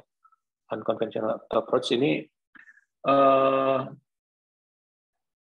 dari sebagian besar tadi yang saya hampir semua yang saya cerita itu semuanya adalah pendekatan yang tidak konvensional gitu. Pemikiran-pemikiran yang muncul yang tidak konvensional. Jadi ini ada satu pembicara ini, Lacaton Fasal ini dari Perancis. Dia dapat Pulitzer Prize itu tahun 2 tahun atau 3 tahun yang lalu. Nah, dia ini selalu berprinsip bahwa kita tuh ngapain bongkar gitu. Kalau kita bisa memanfaatkan kembali, ngapain kita membongkar gitu. Nah, ini satu bangunan dia desain. Ini sebelumnya, dan ini setelah dia desain. Jadi kita tuh ngapain ya bongkar gitu ya. Ngapain kita membongkar bangunan, kalau bangunan itu bisa kita pakai kembali, dan kita bisa itu, karena membongkar itu juga banyak membuang sampah, banyak menimbulkan masalah. Yang penting kan bukan itunya ya gitu. Jadi bangunan seperti ini bisa kok kita tambahkan, kita perbaiki, dan kita buat lagi menjadi lebih baik gitu ya. Dan ini hasilnya gitu. Dan ini sama juga. Jadi dia buat sebuah galeri gitu ya, masalah museum atau galeri, dan dia buat lagi bangunan sebelahnya. Bangunannya sudah ada gitu. Ini juga sebuah rumah yang sudah ada, dia tinggal tambahin gitu. Jadi attitude mendesainnya juga berbeda gitu. Jadi kalau kita kan enggak, ada rumah bongkar, buat baru gitu. Jadi bukan seperti itu juga. Malah ketika kita membuat baru, memori-memori yang lama yang ada itu enggak hilang aja begitu, berganti dengan sesuatu yang baru yang kita buat apa ya? Jadi enggak apa ya? Nggak unik menurut saya, dan ini menjadi sesuatu yang unik ketika menjadi sesuatu yang menarik gitu ya, ketika dia mencoba mempertahankan bangunan yang ada gitu. Bangunan yang sudah ada, maka ubah seperti ini. Nah, apalagi ini Sho Fujimoto di Jepang ya. Kalau Jepang itu saya sih agak nyerah ya melihat hasil karyanya gitu, karena mereka kok bisa hidup begini gitu. Ini kan sekarang bukan masalah kreativitas desain ya, tapi bagaimana orang yang hidup di dalamnya gitu. Bayangin nih besi-besinya itu tipis-tipis begitu. Nah, ini salah satu ide dia tentang primitive future kemarin, yang jadi dia membayangkan bahwa bangunan itu seperti kita tinggal dalam goa gitu, yang elevasinya itu bisa berbeda-beda, didefinisikan kembali ruang-ruangnya begitu ya. Ruang-ruang yang kecil-kecil gitu. Jadi ini udah kayak Tarzan aja gitu. Nah, ini lagi dari Heatherwick gitu ya, yang tidak biasa ya menurut saya, bagaimana membuat sebuah jembatan yang bergerak gitu ya, dari terlipat, jadi dia secara mekanik itu bisa menutup dan membuka begitu. Ini adalah ide yang luar biasa ya menurut saya. Mereka pemahamannya terhadap mesin, pemahamannya terhadap sebuah apa namanya mekanisme gitu ya, mekanisme sebuah mesin dan struktur gitu. Lagi Hedderwick lagi, bayangnya ya, dia itu bukan seorang arsitek, dia itu sebenarnya desain produk, tapi dia bisa membuat sebuah karya yang luar biasa. Ini adalah bekas silo. Saya nggak pernah ngebayangin ya, saya ngebayangin ini gimana cara motong beton silo ini gitu. Betonnya tuh dipotong begitu gitu kan. Kalau silo ini kan dia tabung-tabung begitu ya, dan ini jadi hotel yang sangat terkenal kalau nggak salah di Afrika ini. Dan ini ada jadi tabungnya apa ya. Dan ini juga gitu sama, bangunannya tidak dibongkar, dia manfaatkan bangunan yang sudah ada. Nah sekarang approach-nya apa? Ini yang menarik gitu ya, ketika kita coba mempertahankan bangunan existing, kita renov, kita bangkitkan kembali dengan energi baru gitu ya. Itu yang membuat sebuah karya arsitektur itu menjadi sebuah sesuatu yang berbeda gitu, sesuatu yang menurut saya itu apa ya, mungkin bukan unik bahasa yang tepatnya ya, apa ya, apa ya, saya lupa sih, udah pokoknya itulah ya, mungkin kan paham lah, saya nggak tahu bahasanya, tapi ini menarik gitu ya menurut saya kalau kita bisa mempertahankan sebuah bangunan yang sudah ada. Nah ini juga Hedderwick lagi dengan Foster, ide dasarnya, bayangin ya kalau mereka kita tanya ide dasarnya apa, oh ide dasarnya bambu gitu, nah itu doang, tapi dia buat bambu yang bisa ininya bisa buka tutup bergerak sendiri. Itu ya eksekusinya itu yang penting gitu ya. Selain idenya yang sederhana, eksekusinya yang baik itu juga sangat penting gitu. Bukan hanya sekedar fasad yang ini ya, bukan hanya bambu, tapi bagaimana ya membuat bambu itu bisa bergerak gitu ya. Potongan-potongan bambu yang bergerak. Nah juga menurut saya Antonius Richard itu luar biasa ya.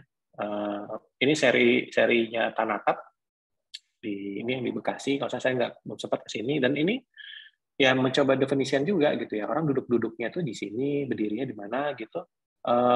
Dan semua sepertinya desain-desain Tanatap yang tadinya cuma sekedar kafe atau tempat kopi, ya udah dia buat sesuatu desain yang extravaganza gitu ya, yang luar biasa, langsung provokatif, memberikan perspektif yang berbeda gitu untuk desain-desainnya.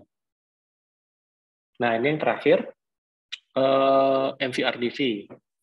Mungkin ini adalah menurut saya adalah sebuah proyek yang paling menarik dari MVRDV, bisa menggabungkan pasar dengan apartemen. Nah ini ada pasar di tengah-tengahnya dan apartemen di sekelilingnya. Sekarang kan eranya mixed use ya, semua itu digabung-gabungin gitu ya, disatu-satuin. Tapi mereka itu eksekusinya ini loh gitu. Nah, eksekusinya ini yang menjadi sebuah apa ya, menarik gitu, kalau sangat luar biasa ya bagaimana mereka melakukan eksekusi, tentunya dengan biaya-biaya yang kalau begini kan mungkin biayanya gede gitu ya. Tapi kita kan juga bisa melakukan desain mixed use yang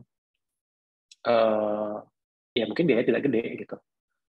Tapi idenya tadi gitu, bagaimana ya ternyata kalau orang gitu ya buat pasar aja, nggak usah ada yang lain. Nah mereka buat pasar dan apartemen coba. Ini kan ide yang menurut saya sih luar biasa gitu ya.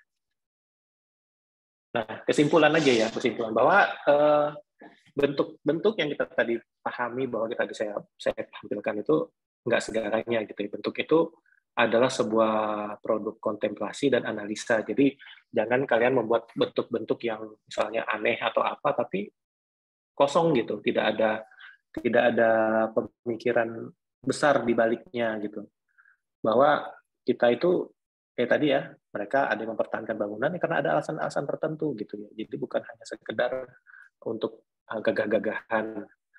Nah, yang kedua, arsitektur selalu dipengaruhi oleh konteks tempat. Dan ini menurut saya kontemporer itu berkaitan dengan ruang dan waktu ya. Jadi artinya sekaligus saya bahas yang ketiga bahwa bicara tentang isu yang saat ini dan akan datang. Tempat dan isu itu penting. di dalam arsitektur kontemporer. Karena gini, misalnya di tempat kalian itu yang menjadi masalah adalah sampah, misalnya. Kalian membuat bangunan yang mungkin meminimalisir adanya sampah. Itu adalah arsitektur kontemporer menurut saya. Karena kalian akan menjawab permasalahan yang sedang muncul pada saat itu. Dan mungkin akan datang, karena sampah itu nggak akan pernah bisa berkurang. Gitu. Itu menurut saya arsitektur yang lebih cocok buat kita gitu ya. Misalnya kalian merasa bahwa misalnya kan tinggalnya di Bekasi yang planet mataharinya 7 gitu ya. Bagaimana kalian menjawab menurunkan iklim rumah yang kalian huni, misalnya turun 5 derajat atau mungkin bisa turun lebih dari itu, bisa kalian lakukan. Nah, itu adalah arsitektur kontemporer. Karena arsitektur itu akan menjawab isu permasalahan yang ada. Atau juga misalnya di tempat kalian itu ada area yang sering jadi kena demo. Arsitektur yang muncul tentunya akan menjawab itu kan, menjawab permasalahan yang dia ada dalam dia dihadapi. Mungkin bangunan jadi lebih masif, lebih tertutup gitu ya. Nah, tapi bagaimana membuat bangunan seperti itu menghadapi gejolak-gejolak sosial, gejolak itu, tapi bagaimana dia hadir nggak jelek gitu, jangan hadirnya itu seolah-olah kayak ya kayak ruko aja gitu. Nah, itu kan juga jelek gitu ya. Yang keempat, kreativitas dan teknologi itu membantu kita ya sebagai sebuah untuk pencapaian baru. Tapi ingat bahwa program atau apps apa yang kalian miliki, tools-tools yang kalian miliki itu cuma tools gitu. Itu bukan intinya itu ada di kepala kalian, intinya ada di tangan kalian. Jadi jangan jadikan kalian bertumpu kepada tools-tools seperti SketchUp dan yang lain-lain.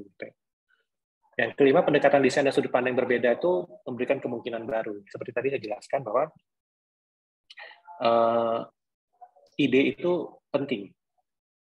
Arsitektur itu bicara tentang ide, dan ide itu penting sekali.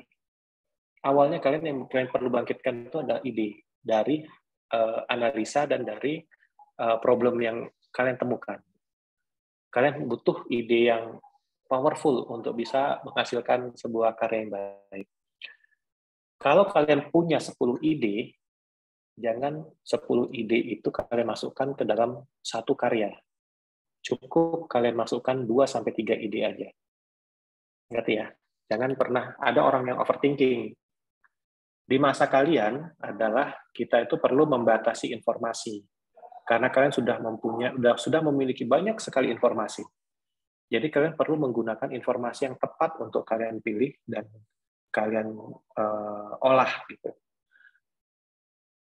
Yang keenam, produk arsitektur merupakan hasil dari berbagai pihak yang terlibat. Jadi saya tadi bicara soal bangunan-bangunan yang tadi yang kata-kata fasal yang terakhir, bahwa kita perlu mendengar.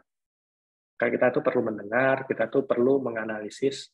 Menganalisis itu sebenarnya ya kita mendengar sebagai seorang arsitek itu kita harus mendengar user, mendengar pengguna gitu ya, mendengar pemilik. Apa sih yang sebenarnya mereka butuhkan? Karena arsitektur itu bukan untuk arsitek sebenarnya. Arsitektur itu jelas untuk penggunanya. Kita itu sebenarnya ya tadi dirigen yang memang memberikan harmoni buat semuanya. Oke, itu saja dari saya. Terima kasih. Assalamualaikum warahmatullahi wabarakatuh. Terima kasih atas kesempatannya. Terima kasih Pak Deddy. Kalau ada ini mau tanya jawab boleh. Ya. Oke, makasih Pak Doni. Sebelum saya lanjutkan, saya lupa tadi di awal sekali sebenarnya mata kuliah ini diampu 2 dosen, saya sama Bu Yeptadiansari. Bu Yeptadiansari masih hadir. Nah, ini Bu Yeptadiansari. Halo Bu. Assalamualaikum Bapak. Salam kenal. Salam kenal. Ya. Bu Yeptadiansari ini alumni ITS. Oh, iya. Surabaya. Ya, jadi mungkin waktunya Pak Doni ini kan ada kesibukan lain jam 12:30. Jadi untuk tahap sih kalau tanya jawab sedikit nggak apa-apa ya. Oke. Mungkin untuk perlu ya. Nggak bisa ya. Asistensi mungkin di pertemuan berikutnya ya. Iya, betul. Jadi silakan kalau ada yang mau bertanya silakan. Waktunya mungkin tinggal nggak sampai 10 menit ini. Mungkin satu Nggak atau dua apa-apa lah. orang. 15 menit masih ada. Masih ada. Bentar, Ada yang saya pamit nanya. bentar ya. Iya. 5 menit aja. Ya. Ya. Jadi sesi kosongan saya rangkum sedikit ya mungkin buat kalian untuk mengingat apa yang sudah disampaikan Pak Doni hari ini, bahwa yang mahal dari seorang arsitek itu adalah ide, ya ide. Tapi itu pun ide, kalian boleh berkreasi dengan berbagai macam ide, tapi jangan terlalu banyak ya. Terutama informasi atau data yang kalian dapat, karena memang zaman sekarang ini data itu atau informasi sangat bebas berkeliaran, jadi jangan sampai salah. Karena beberapa kali esensi saya juga ada kedapatan apa yang kalian pahami atau yang kalian dapatkan itu mungkin dari sumber yang tidak tepat gitu ya. Setelah di cross check, oh iya ternyata itu salah gitu. Kemudian desain kalian itu seharusnya menjawab dari masalah yang ada. Jadi kontemporer itu sangkut pautnya dengan ruang dan waktu ya, mengenai ruang dan waktu. Jadi seperti yang dijelaskan tadi, Borobudur itu aja mungkin termasuk arsitektur kontemporer pada saatnya atau pada masanya ya. Jadi kontemporer itu mengenai masalah waktu kekinian ya, terutama juga dengan ruang yang di mana dia ditempatin gitu. Dan hasil desain kalian itu seharusnya adalah itu tadi menjawab permasalahan atau menjadi solusi dari permasalahan yang ada ya. Bahkan pada tapak-tapak yang sangat kritis tadi itu kita lihat banyak sekali ya desain yang bisa dihasilkan menjadi desain yang sangat menarik. Ide ini juga datang tidak melulu dari ide yang sangat wow gitu ya, bahkan dari ide yang sangat sederhana aja kalau tepat itu menjadi satu karya arsitektur yang kita kagumin ya. Jadi nggak mesti bentuk yang wow, yang aneh atau apa, tapi dengan bentuknya sederhana pada satu waktu yang tepat dan pada suatu setting ruang yang tepat, itu menjadi satu karya yang cukup baik gitu ya. Tinggal dipakai yang mana konsepnya. Seperti tadi, material bisa dari material biasa tapi aplikasinya yang tidak biasa gitu ya. Jadi ada material yang memang masih baru atau ada material yang lama yang sudah sering kita temui tapi diaplikasikan pada bentuk yang tidak biasa. Tuh. Oke, ada yang mau ditanya nggak? Silakan.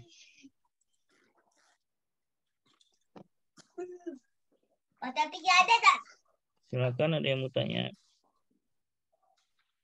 Dan sekarang ini ya, arsitektur itu udah bukan ilmu yang berdiri sendiri ya, kadang-kadang dipadu-padankan dengan ilmu mesin ya, kayak tadi jembatan gitu ya, dengan ilmu mekanis gitu.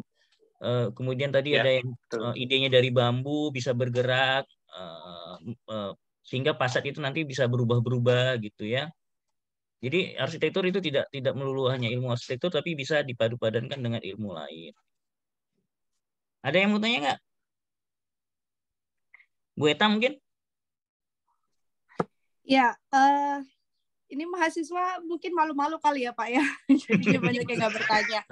Padahal kalau asistensi sama saya itu nanyanya sampai yang kemana-mana gitu ya. Kalau soal kontemporer terutama ya, karena memang kontemporer itu kan sesuatu hal yang bukan sesuatu hal yang fakta yang kayak 1 + 1 sama dengan 2 gitu ya, hal yang agak abstrak untuk kita pahami gitu. Banyak yang bertanya Pak Doni ke saya gitu ya. Kalau saya ngasih contohnya mungkin ke sesuatu hal yang bukan arsitektural agar mereka relate gitu. Cuman pertanyaannya tuh sometimes kadang-kadang seperti ini. Bu, bagaimana kita tahu bahwa bangunan tersebut itu sekarang sedang ngetren? Nah, gitu. Sedang kekinian gitu. Pada masa ini itu bangunan yang seperti ini loh yang kekinian ya kayak gitu. Paling kalau saya tuh ngasih contoh-contoh konsep dari arsitektur kontemporernya saja gitu kan. Cuman kan untuk memastikan atau mengetahui lebih lanjut bahwa bangunan tersebut gitu ya, atau gaya tersebut sedang happening gitu ya, sedang apa namanya istilahnya Pak, sedang ngehits gitu ya zaman sekarang kekinian, sehingga hal tersebut bisa dikatakan sebagai arsitektur kontemporer pada zaman ini, pada masa kini kayak gitu. Itu gimana kira-kira menurut Pak Doni jawabannya Pak? Ya, memang ini ya, dulu tuh saya tuh sering berantem nih sama dosen, sama Pak Nawawi, dosen saya. Dia dosen berantem lah ya, artinya ada diskusi lah mengenai apa sih sebenarnya arsitektur kontemporer, dan sebenarnya ada nggak sih arsitektur kontemporer gitu. Karena sebenarnya kan bisa saja itu namanya kontemporer itu kan sifatnya sesaat gitu ya. Sesaatnya bicaranya tuh kayak musik yang pop gitu. Padahal mungkin pengertiannya mungkin dipahami juga bahwa arsitektur kontemporer tadi itu, saya tadi cerita tuh membahas tentang arsitektur yang menjawab permasalahan di eranya gitu ya. Tapi bukan membahas tentang gayanya. Jadi ini kita mesti sepakatin dulu bahwa arsitektur kontemporer bukan sebuah gaya, bukan sebuah style gitu. Jadi kalau kita bicara style, nanti dia arahnya jadi kayak arsitektur yang pop gitu, yang mungkin hari ini lagi kayak menurut saya arsitektur yang pop itu ya kayak kafe sebenarnya. Kafe itu kan banyak yang muncul dan banyak yang mati gitu ya. Ada yang nanti gayanya minimalis ala Jepang, ada yang begini, ada yang begitu. Kita juga kalau kita kerucutkan misalnya sebuah kafe gitu, atau sebuah coffee shop, mana nih coffee shop yang kontemporer gitu? Ya kan kita nggak tahu juga yang mana yang kontemporer, karena budayanya sendiri sudah kontemporer, budaya coffee shop-nya itu sudah kontemporer. Jadi balik lagi nanti bahwa kita tuh intinya sih bukan ke sana kalau tujuannya ya. Tujuannya itu bukan ke sana, tapi sebenarnya dia ada jalan lain. Jalan lain itu adalah bagaimana kita menyelesaikan sebuah permasalahan tadi, tapi dengan cara yang kontemporer, dengan kekinian tadi gitu. Dengan materialnya, dengan isu penggunaannya seperti apa gitu. Jadi kalau itu sudah terjawab dan dia itu sebenarnya sudah desain yang arsitektur yang kontemporer kalau menurut saya ya. Jadi saya nggak bicara soal style gitu, karena kalau bicara soal style nanti kita jadinya dangkal sekali itu kalau misalnya. Dan saya pikir juga mahasiswa yang bertanya itu kemungkinan arahnya ke bentuk gitu. Kita jangan terjebak dengan bentuk. Karena bentuk itu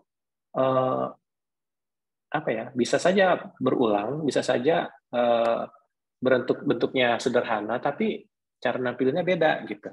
Kayak tadi Salukim itu, bentuknya sederhana aja, tapi dia cara nampilannya itu yang cara mikirnya bukan dari situ gitu, bukan dari ini. Padahal itu sesuatu yang tinggal ditwist sedikit aja gitu. Jadi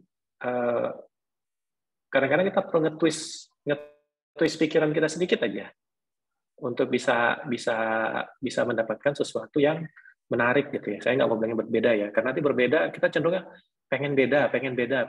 Karena padahal tujuannya akhirnya itu bukan pengen beda sebenarnya. Kita bukan mencari yang beda gitu, tapi mencari yang memang menjadi solusi bagi si project gitu ya. Project gitu. Jadi itu yang penting sih. Dan ya, tapi jangan juga kalian misalnya mendesainnya kayak rumah-rumah tahun 80-an, tahun 70-an yang sudah lewatan zamannya gitu. Nah, itu juga bukan ke arah sana gitu ya, arsitektur yang seperti itu juga yang diharapkan. Mungkin yang diharapkan dari kontemporer itu adalah sebuah pendekatan yang lebih fresh saja gitu.